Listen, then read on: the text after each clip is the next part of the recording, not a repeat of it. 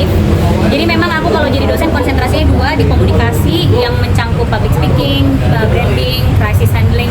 Kalau bisnis itu pasti perencanaan bisnis di industri kreatif gitu, yang mencangkup budgeting, perencanaan, analisis gitu. Masih ngajar jadi dosen nggak sih? Jadi dosen kamu lagi nggak sih? Ada. Aku di tahun ini emang juga pengen konsentrasi di ngajar juga. Jadi selain bisnis film juga pengen konsentrasi di ngajar. Itu reaksi mahasiswanya gimana, Pri? Kamu Kenapa? ngajar? Reaksi mahasiswanya? Bagus, mahasiswa aku nurut kalau aku ngomong dicatat semuanya karena aku periksa. Pada salfok nggak, Prel? Hah? Pada salfok nggak? Nggak tahu deh kalau itu salvo atau enggak ya. Cuma ya. Foto nggak tuh kayak di sastro gitu kan? Ya minta lah. Kalau yang minta foto pasti ada minta foto, tapi kan nggak apa-apa lah gitu. Yang pasti yang penting aku bisa. Yang penting tuh mereka ngerti sama paparan materi aku dan berguna ilmunya gitu. Apa ada rencana pengen jadi dosen tetap gitu nggak sih? Kenapa? Sama-sama belajar. Karena kan aku ngajar, terus mahasiswa punya pendapat dan perspektif yang kritis. Nah aku sebagai dosen harus bisa ngejawab, harus bisa berdiskusi dengan mereka. Nah itu tuh jadi kayak sama-sama belajar lagi. Jadi dosen tetap udah ada tawaran dari salah satu kampus buat tetap gitu, buat bikin kurikulum di sana. Cuma aku belum siap karena waktu. Karena kalau jadi dosen tetap kan bikin kurikulum, bikin materi. Kalaupun ngajarnya online harus ada waktu bikin videonya gitu. Jadi takutnya nggak komit di bagian waktunya. Jadi untuk sekarang masih pengen jadi dosen tamu dulu. Kamu tadi ada nggak sih pengen ngajar gimana sih dijailin gitu ketika lagi ngajar sama mahasiswa? Dikasih pantun. Apa tuh? Jadi kalau pas dia mau nanya dia pantun dulu. Ya lucu sih, jadi bikin semangat ngajarnya. Kalau tapi ada nggak pengen ngajar di universitas mana gitu yang pengen banget Kak Prilly aja? Aku sih kalau ngajar senengnya di luar kota. Karena menurut aku anak-anak mahasiswa di luar kota tuh behaviornya beda sama yang di Jakarta. Mereka nggak dapet pengalaman yang aku dapet di Jakarta. Nah kenapa aku pengen di luar kota? Karena aku ngerasa ilmu aku lebih bermanfaat buat mereka. Karena mereka nggak tahu kan kerjaan di ibu kota ini seperti apa gitu. Jadi aku bisa kasih kasus-kasus dan contoh-contoh yang terjadi di lapangan kerja di Jakarta gitu. Makanya aku rencananya emang pengennya sih ke luar kota terus gitu. Kayak kemarin di Jogja, terus di Bali, besok entah yang mau di kota mana lagi gitu. Mungkin satu lagi dong, Mbak. Masih sekitar waktu aja kalau saya. Ada nggak program ke depannya nanti akan bareng sama ini? Ada tertentu ada program? Ada, itu selalu ada ya. Jadi aku tuh suka jadi kasir di Lajoy, tapi nggak bilang-bilang. Karena aku pengen customer aku tuh yang datang ke sana, yang datang ke sini bukan karena ada akunya, tapi memang mereka datang mau beli roti gitu. Tapi ya bonusnya tiba-tiba hari itu aku yang lagi jadi kasir. Jadi waktu itu pernah aku seharian jadi kasir di sini. Jadi mereka yang kesini kayak, wah, kok dikelayanin langsung gitu ya. Bener-bener aku yang ngehandle mesin kasir sama ngelayanin mereka mau roti apa. Ya itu menurut aku penting juga karena aku jadi lebih dekat sama customer-nya dan customer-nya tuh jadi seneng juga kan bisa ketemu sama aku gitu. Satu aku seneng emang ngejaga toko itu aku seneng ya, kayak bukan pertama kali aku kayak gini sama bisnis aku. Dulu waktu di restoran juga aku yang kadang beberapa menu aku yang masak gitu, aku yang masak terus aku yang serve ke pelayan gitu. Aku seneng aja ngeliat customer yang happy mukanya datang pengen nyobain produk aku gitu. Terus itu kan sebagai tanda aku berterima kasih juga sama mereka gitu. Pilih bisnis udah menipis juga. Hari ini agenda. Iya benar. Selain mau apa-apa mungkin. Aduh, itu doain kali ya. Itu saya minta doanya buat semua. Kayaknya sudah perfect banget dipilih, cuma Waduh. dari pasangan aja nih yang udah gimana, Prel? Memang hidup itu tidak ada yang sempurna ya.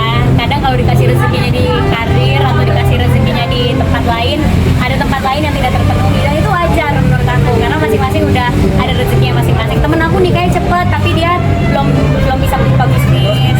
Lalu temen aku punya anaknya cepet tapi dia nggak bisa berkarir karena harus ngurus anak. Ya aku karirnya lancar tapi belum dapet jodoh. Pasti ada plus minusnya dan hidup itu pilihan ya.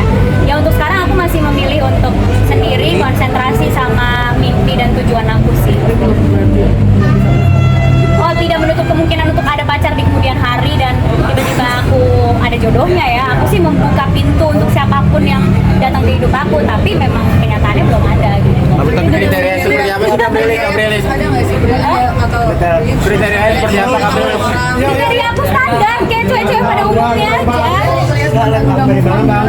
Ayo cukup Umumnya siapa dia? Seneng banget, cocok banget mereka, sama-sama cantik dan ganteng, baik juga dua-duanya. Aku kenal sama dua-duanya, jadi cocok. Udah pernah ketemu sama mereka berdua kok di satu acara gitu. Baik banget, aku sama Maxim kita suka sharing soal banyak hal. Soal roti juga suka sharing sama dia karena papahnya chef. Sama Kaluna juga suka sharing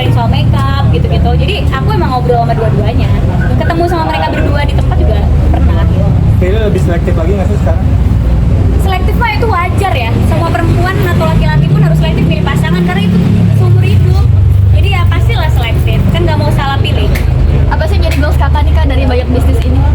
Yang pasti goalsnya bisa sustain, bisa bertahan lama, bisa buka di seluruh Indonesia lah, bisa besar dan bisa buka lapangan kerja yang banyak. Udah didatengin juga sama Ibu Menteri dari tenaga kerjaan, jadi ya harapannya semoga bisa buka lapangan kerja yang banyak buat semuanya. Beliau kan masih suka sharing sama Maxim soal roti yang kakak namanya chef ya. Diundang nggak sih? Nah, tidak.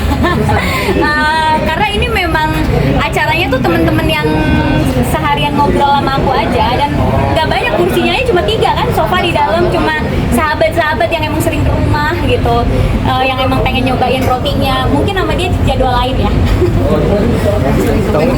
Iya, itu yang sering aku masakin semua itu yang nyobain rendang-rendang aku yang datang gitu. Katanya goalsnya di 2023 apa sih mungkin targetnya di 2023? Goalsnya bisnisnya semua sukses dan bahagia, itu yang paling penting ya. Jangan kekurangan piknik gitu.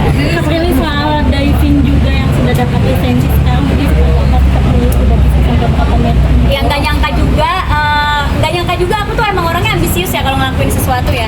Jadi pas aku diving, ya diving kan emang harus ada license, tapi akhirnya aku level up jadi advance license-nya gitu, supaya bisa lebih dalam aja sih, karena kalau advance tuh bisa kedalaman 40 meter.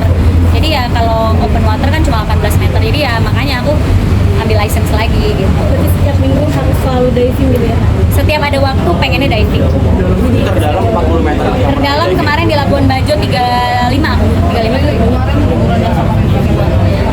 seneng banget, itu jadi liburan pelipur lara aku, pelipur lara bahasa gue.